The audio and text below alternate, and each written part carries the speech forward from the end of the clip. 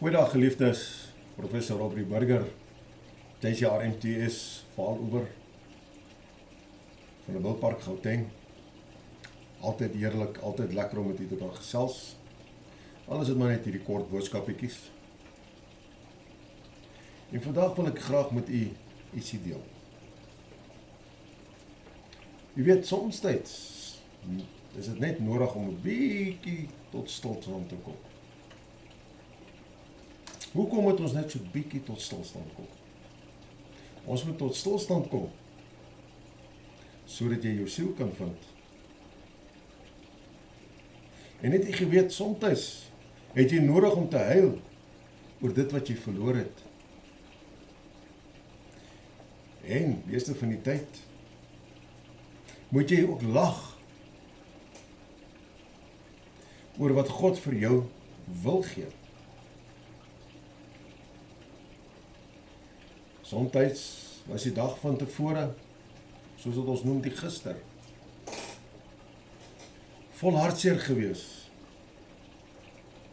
Maar u weet, die dag van die môres is vol nuwe beloftes.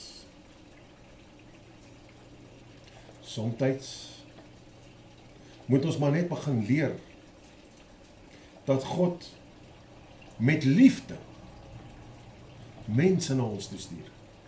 Ja, met liefde. Hoekom?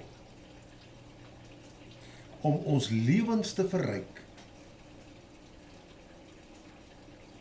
Om weer 'n bietjie vreugde in ons lewens te bring. Vir ons aanmoediging te gee.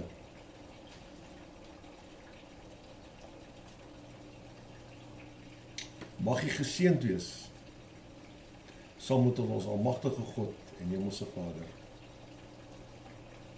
Want sy seën is nie soms nie. Sy liefde is nie soms nie. Dit alles is vir ewig. En ewig. En ewig. O ja. Dankie daarvoor, Vader. Dankie. Om te weet dat u vir ewig na is vir ons. Geliefdes, my nommer 076 479 7517 as jy moontlik met my in kontak wil kom. Van my kant af, tot volgende keer. Shalom.